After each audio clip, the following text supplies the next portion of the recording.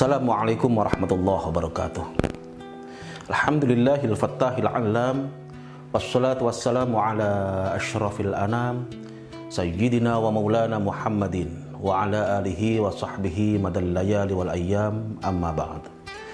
Para pemirsa yang dirahmati Allah Subhanahu wa taala, coba kita merenung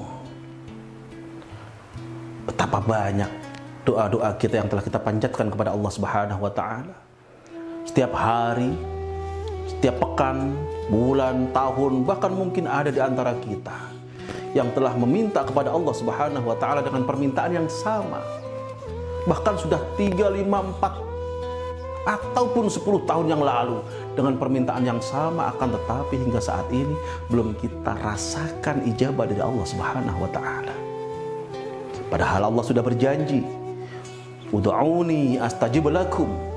Berdoalah kalian kepadaku, kata Allah, pasti akan aku ijabah. Tapi kenapa hingga saat ini kita belum merasakan ijabah tersebut dari Allah Subhanahu wa taala? Adakah yang salah dari kita? Pemirsa yang dirahmati Allah Subhanahu wa taala, ternyata ketika kita membaca hadis yang pernah diriwayatkan oleh Al-Imam Muslim, suatu ketika baginda Rasulullah sallallahu alaihi wasallam bersama para sahabat-sahabatnya, dan di akhir kebersamaan tersebut Rasul pun menutup dengan salah satu kisah wadakarar rajul. Lantas Rasul pun menyebutkan salah seseorang yutilus safar, yang dalam keadaan bepergian jauh, ash'ath akbar, pakaiannya kumal dan rambutnya acak-acakan. Wa yamuddu yadayhi ilas sama, orang tersebut mengangkat kedua tangannya ke atas lantas berkata, "Ya Rabbi, ya Rabbi." Wahai Tuhanku, wahai Tuhanku. Artinya orang ini sedang memohon kepada Allah Subhanahu wa taala.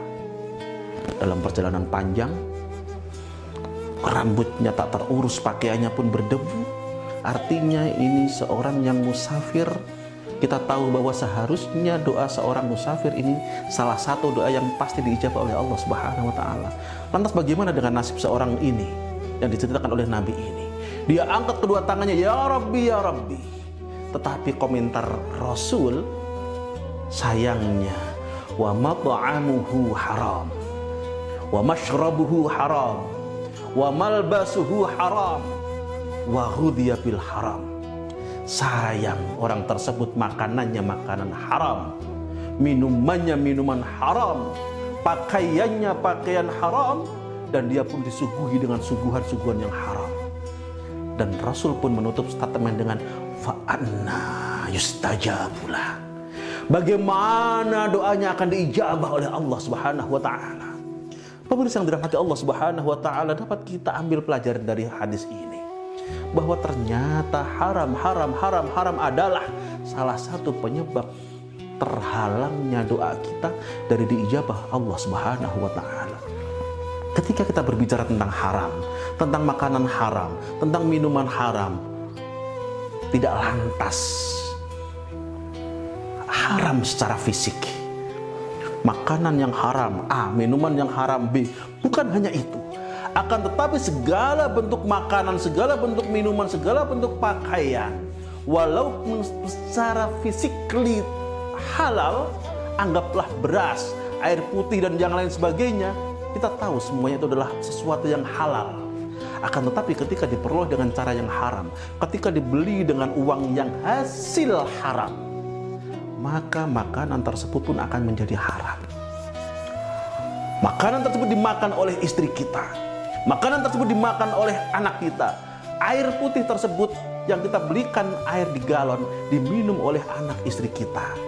Maka jangan kaget, pemirsa yang dirahmati Allah Subhanahu wa taala, bukan hanya doa yang tertolak, yang tidak diijabah oleh Allah Subhanahu wa taala, akan tetapi sadarkah kita, istri kita yang dahulu kita ambil dari mertua kita adalah perempuan yang salihah, yang selalu menjalankan ibadah kepada Allah Subhanahu wa taala, yang selalu menghormati kedua orang tuanya, menghormati guru-gurunya, baik dengan masyarakatnya.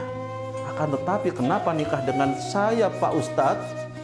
Misal 15 tahun Pak Ustadz istri saya nikah, dulu dia adalah perempuan yang salihah. Kenapa makin kesini dia makin berani melawan suami, Pak Ustadz?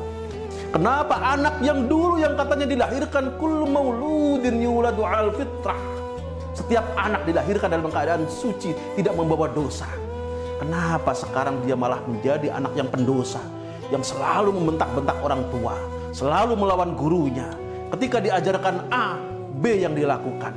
Ketika disuruh melakukan C, D yang dia kerjakan.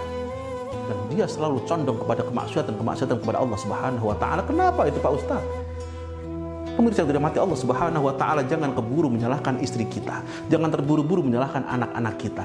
Bisa jadi introspeksi kita diri sendiri. Bisa jadi makanan yang kita kasih kepada mereka, minuman yang kita kasih kepada mereka, walaupun fisiklinya, lahiriahnya adalah makanan minuman yang halal, akan tetapi kita beli, kita ambil, kita dapatkan dari cara-cara yang haram.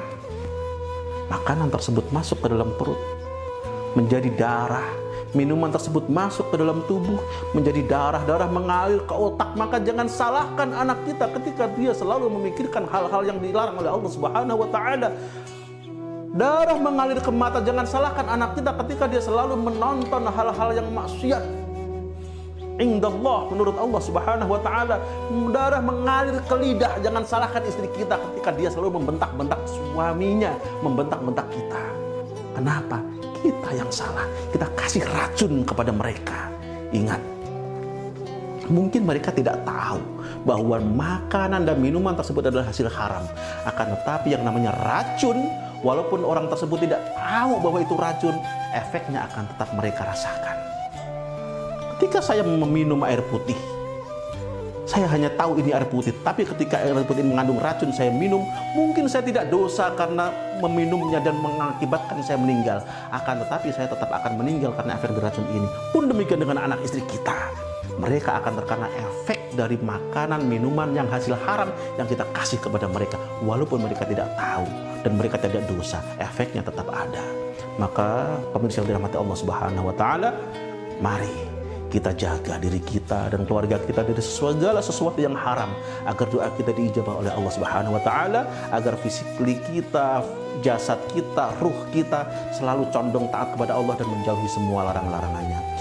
Walafu minkum wallahu litaufiq wal hidayah. Wassalamualaikum warahmatullahi wabarakatuh.